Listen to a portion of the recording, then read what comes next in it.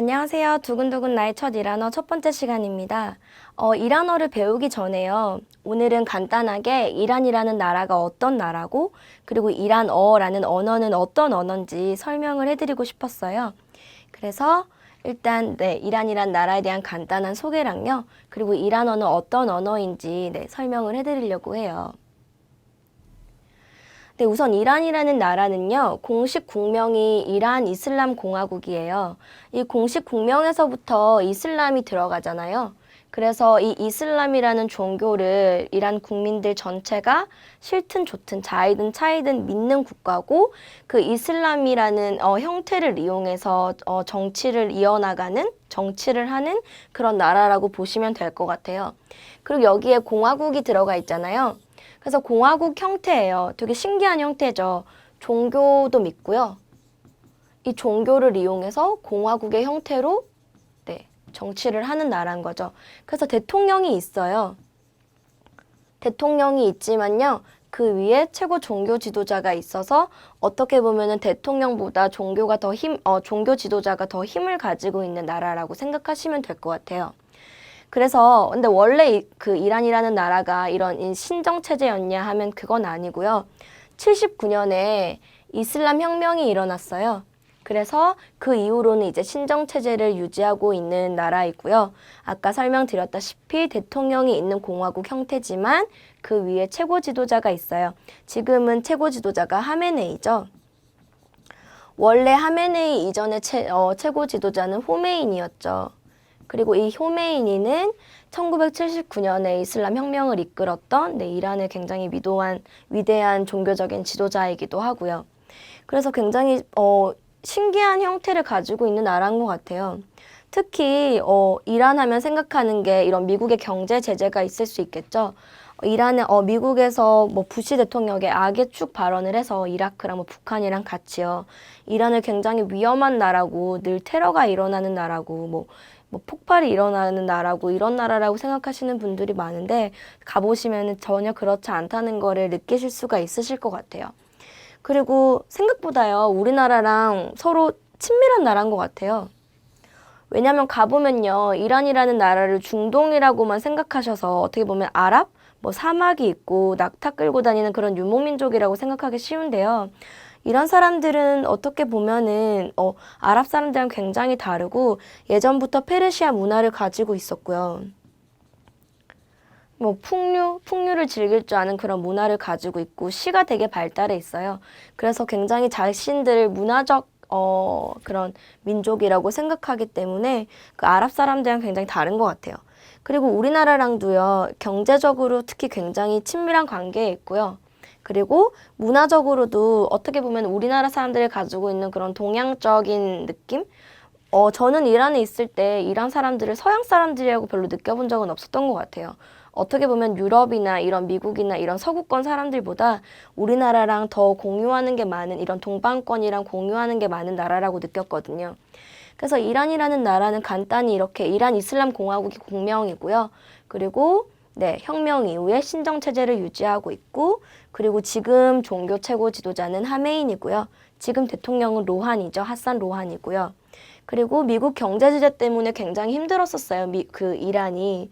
왜냐하면 미국이 이렇게 경제를 다 봉해버리니까 이란은 그 안에서 어떻게 보면은 자급자족하는 그런 경제를 유지하면서 다른 나라들과의 거래도 굉장히 힘들었기 때문에 경제 같은 면에서는 좀 힘든 면이 있었던 거죠. 그런데 이제 최근에 이런 핵 협상도 잘 풀리고 이제 경제 제재가 내년쯤에 풀릴 것으로 다 예상을 하는데요. 그러면은 이란이 가지고 있는 힘이 엄청난 거죠. 왜냐면 일단 이란 사람들은 굉장히 젊어요. 젊은 나라고요. 인구의 70% 이상이 20대 정도 되니까요. 그리고 교육열이 굉장히 높아서 아마 중동권 내에서는 대학 진학률이 가장 높은 나라라고 알고 있고요. 그리고 이란 여성들도 대학을 다 가요. 왜냐면 다른 아랍권 국가들에서 뭐 히잡을 쓰고 뭐 눈까지 다 덮는 부르카를 쓰고 집에 갇혀서 살고 이런 아랍 여성들을 많이 보여주는 것 같은데 이란 여성들은 그렇지 않고 다 밖에 나가서 일도 많이 하고요. 그리고 대학도 다 가고 하기 때문에 만약에 제재가 풀리게 되면은 상당한 그런 힘이 있는 그리고 발전할 수 있는 나라라고 생각이 들어요. 그래서 간단히 이란에 대해서 정리를 해봤고요. 일단 이란의 위치예요. 지도 보시면요. 이란이 여기 있죠. 한가운데.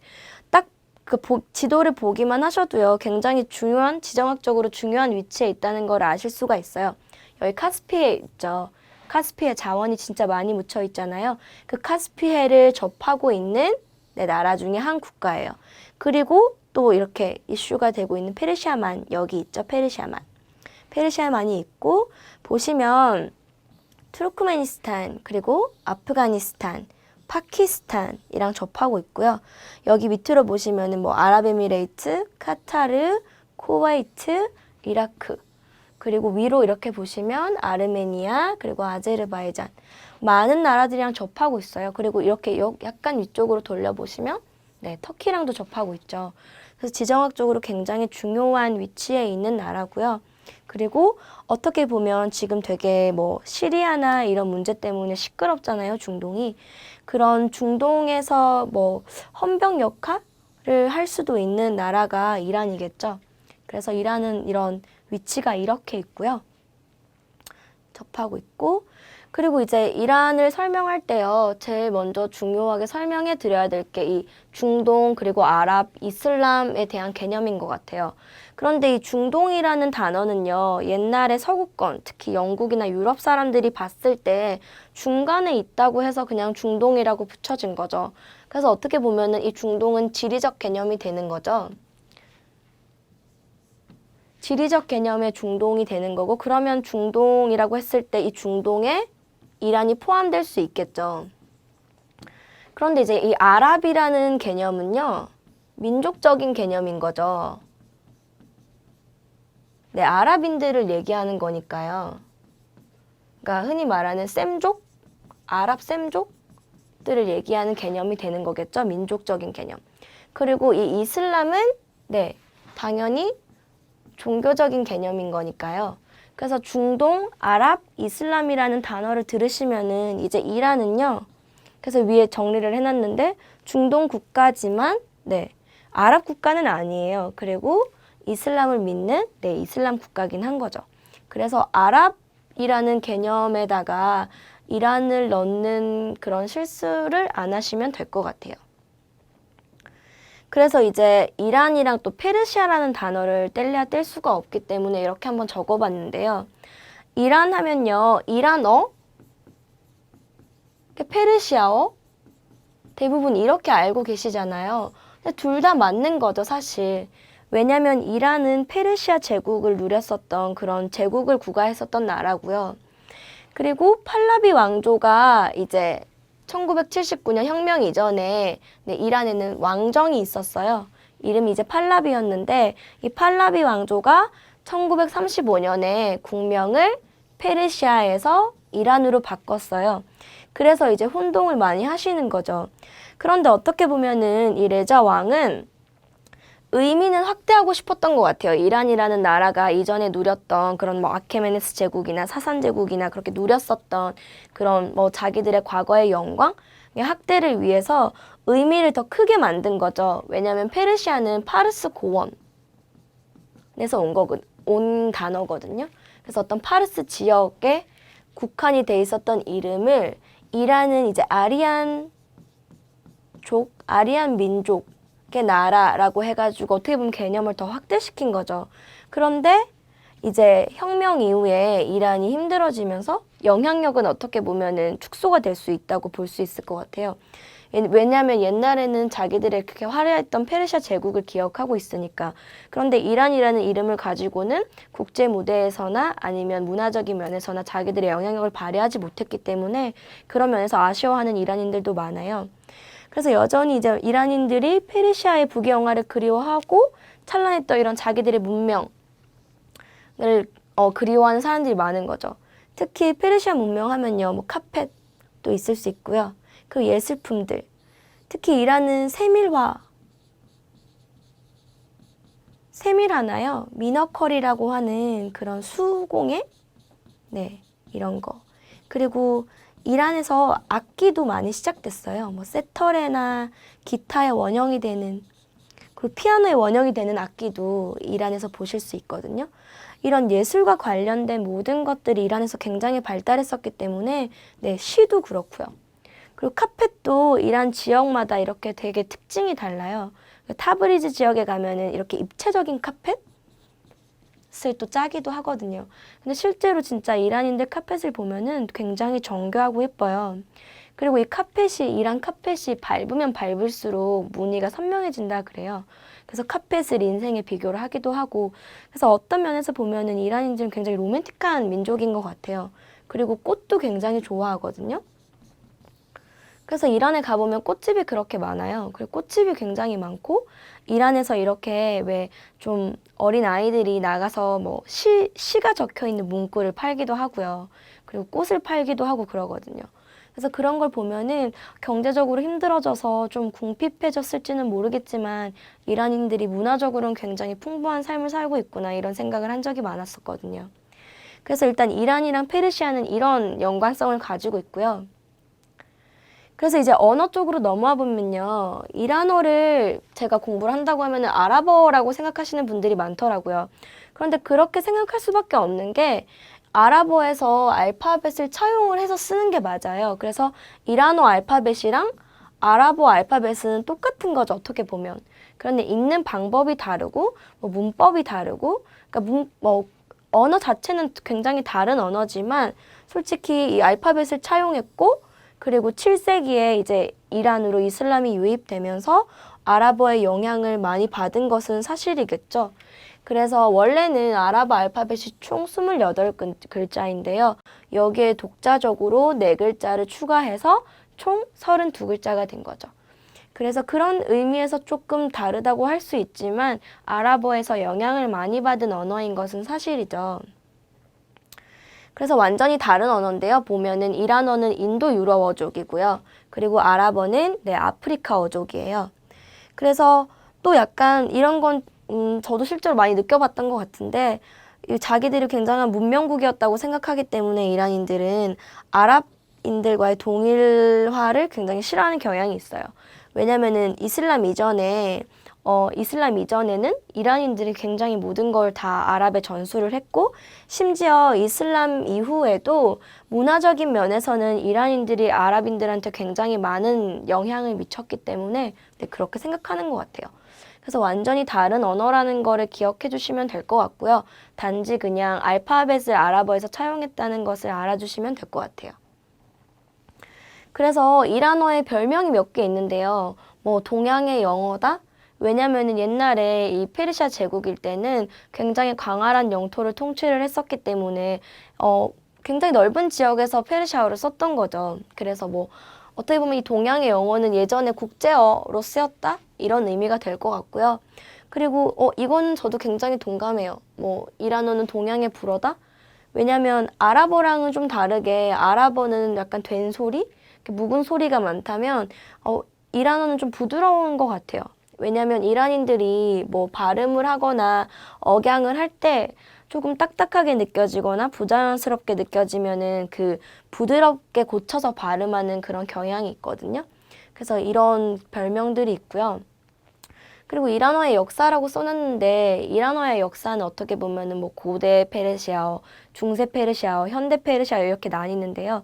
어떻게 보면은 가장 중요한 건 그거겠죠. 이란인들은 이전부터 독자적으로 자기들의 언어를 가지고 있었고, 뭐 그 언어를 이용해서 자기네 언어를 뭐 중세를 거치면서 현대까지 발전시켜 왔다는 거를 알아주시면 될 것 같아요. 그래서 이란어에 대한 설명은 여기까지고요. 그래서 현재 이란에 대해서 좀 설명을 해드리고 싶었는데 저는 2011년도부터 지금까지 이제 이란을 왔다 갔다 하고 있는데요. 저도 제일 크게 느꼈던 거는 다른 중동 국가들이랑 굉장히 다르다는 거였어요. 왜냐면 다른 중동 국가들이 대부분 순니 이슬람을 믿잖아요. 근데 이란 사람들은 시아 이슬람을 믿고 특히 시아 이슬람이 소수 종파이다 보니까 이란 사람들은 소수 이슬람을 받아들여서 그 시아 이슬람 종주국이 되기까지 어떻게 보면 소수로 살아남는 법을 좀 배운 것 같아요. 그래서 순니 이슬람보다는 예외도 많고요.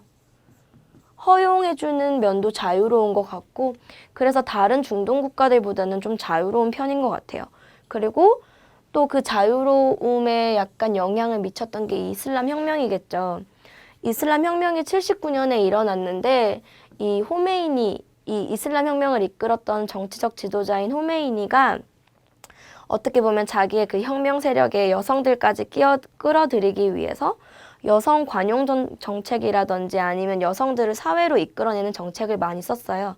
그래서 이 머리에 쓰는 히잡만 쓰면 여자들도 공부를 할 수가 있고 회사에 다닐 수 있고 운전도 할 수 있고 사회생활도 할 수 있기 때문에 다른 이슬람 국가들보다는 여성들한테도 관대하고 여자들도 그런 여권의 면에서 좀 자유로운 것 같아요.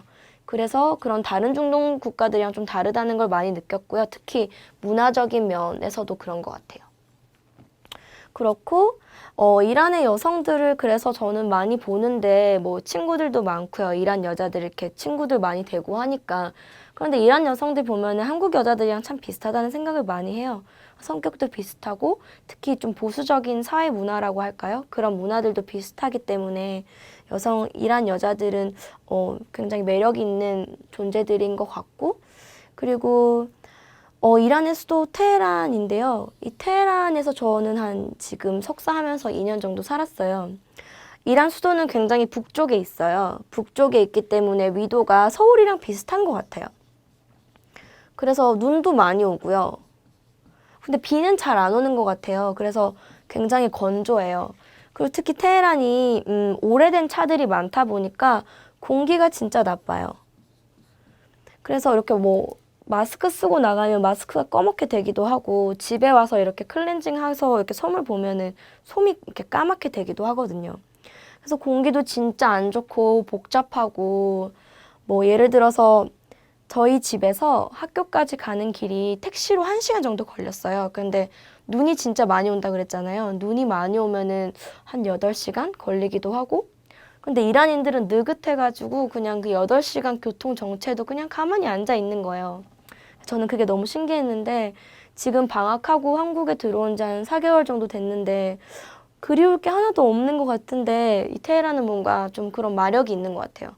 가끔씩 되게 그립고 가고 싶고 저한테는 그런 곳이거든요. 그래서 이렇게 사람들이 이란 여행을 가기가 굉장히 힘들잖아요. 왜냐하면 멀기도 하고 아직 직항도 없고 그리고 경제 제재 때문에 뭐 송금이나 이런 것도 좀 원활하지 않았던 면이 있어서, 근데 이제 제재가 풀리고 이란 여행을 시작이 좀 더 활발하게 된다면, 네, 그래도 저는 왜 한국에 오면은 그래도 서울이 제일 재밌는 곳인 것처럼 이 테헤란이 그래도 제일 이란에서 액티브하고 그런 살아있는 도시인 것 같아서 여행을 가신다면 꼭 한번 가보시기를 추천드려요. 그래서 이란의 수도는 테헤란이고요. 특히 테헤란은 또 북쪽 이렇게 남쪽 이렇게 갈려서 보면요. 왜 서울에서는 강남이나 강북 이런 말이 있잖아요. 남쪽이 한국에서는 부자인데 이 테헤란에서는 북쪽이 부촌이에요. 왜냐하면 북쪽에 산들이 있고 그래도 공기가 좀 더 낫고 그러다 보니까 경치나 이런 게 좀 더 좋아서 그런 것 같아요. 그래서 북쪽으로 가면 부촌이고 이 테헤란은 남쪽으로 내려갈수록 좀 네, 이제 소득 수준이 떨어지는, 네, 그렇게 보시면 될 것 같아요. 그래서 이란에는 눈이 많이 와서요. 스키장도 있어요. 뭐 디진 스키장, 뭐 샘샥 이런 스키장도 있고요. 그래서 이란에서 뭐 겨울일 땐 스키장 가고 네 그랬거든요. 그래서 이란에 스키장이 있다면 다 놀라시더라고요. 근데 이란에도 눈도 오고 뭐 비도 오고 네, 똑같아요. 그래서 뭐 사막만 있고 그런 나라는 아니에요. 물론 이란에도 사막이 있는 지역, 굉장히 광대한 지역이 있는데 이란은 이렇게 동서남북으로 굉장히 큰 나라예요. 그래서 날씨도 다양하고 뭐 아니면은 그런 자연 환경도 다양하고 뭐 자연 그런 석유나 이런 것도 풍부하고 뭐 과일 이런 것도 그래서 다 풍부한 것 같아요. 기후대가 다양하다 보니까. 그래서 이제 마지막으로 말씀드리고 싶은 거는 이란의 다양한 민족 구성인데요. 이걸 보면서 아, 이란이 진짜 옛날에 굉장히 제국의 역사를 가지고 있구나 하는 걸 많이 느껴요. 왜냐하면 지금 중동에서 그렇고 다른 지역에서도 그렇고 민족 분쟁이 굉장히 빈번하잖아요. 그러니까 물론 이란에서 민족 분쟁이나 이런 갈등이 없다는 얘기는 아니지만 이란은 특히 다른 나라랑 비교했을 때 이런 다양한 민족이 모여 살지만 신기하게 이 이란이라는 나라의 정체성 아래에서 그래도 나름 굉장히 똘똘 뭉쳐서 잘 사는 나라인 것 같아요. 처음에 신기했던 게 이란에 가면은 교회가 있어요. 이슬람 혁명을 겪으면서 뭐 이런 교회들을 다 말살시키고 뭐 탄압할 것 같지만 이란 사람들은 그 사람들이 그냥 나름 자기들끼리 뭉쳐서 자기들끼리 하는 것에는 굉장히 관대한 편인 것 같아요. 그래서 대표적으로 이제 아르메니아인들이 기독교인들이잖아요. 이란도 아르메니아랑 접해 있다 보니까 아르메니아인들이 굉장히 많은데 아르메니아인들에 한해서는 그들의 종교나 그들의 교회나 뭐 그들의 문화 같은 거를 뭐 터치하지 않는 것 같아요. 물론 그 아르메니아인들만 모이는 스포츠 센터에 가면은 신기하게도 이 룻사리를 쓰지 않아도 돼요. 머리에 쓴 히잡을 쓰지 않아도 되고 그래서 그런 면이 어떻게 보면 이란의 힘이고 이란이 오랜 시간 동안 제국을 경영하면서 배운 노하우 같기도 해요. 그래서 지금까지 뭐 실제로 주변에 다양한 이란의 주변국에서 분쟁이 일어날 때도 이란은 똘똘 뭉쳐서 그런 걸 잘 극복하는 나라라는 생각을 많이 했었거든요. 그래서 여기까지가 제가 현재 이란에 대해서 느끼고 있는 것들을 간단히 정리해서 설명을 해드렸고요. 그래서 이란이라는 나라에 대해서 선입견도 많으실 테고 왜냐하면 정보가 잘 없으니까 잘못된 정보를 알고 있는 분들도 많으실 것 같은데요. 이란은 알고 보면 생각보다 굉장히 액티브하고 한국이랑 가까운 나라고 그리고 그렇게 위험하지 않은 나라이기 때문에 이란에 대한 이런 선입견들이 좀 아쉬웠었어요. 그래서 간단히 이란에 대해서 설명을 해드렸고요. 그리고 저를 통해서 그리고 이란어를 공부하시면서 이란이라는 나라에 대해서 좀 더 새롭게 그리고 좀 더 자기만의 시각으로 이란이라는 나라를 볼 수 있었으면 좋겠다는 생각을 합니다. 그래서 이란에 대한 간단한 설명은 여기까지고요. 2강에서부터는 이란어에 대해서 공부해 보도록 하겠습니다. 감사합니다.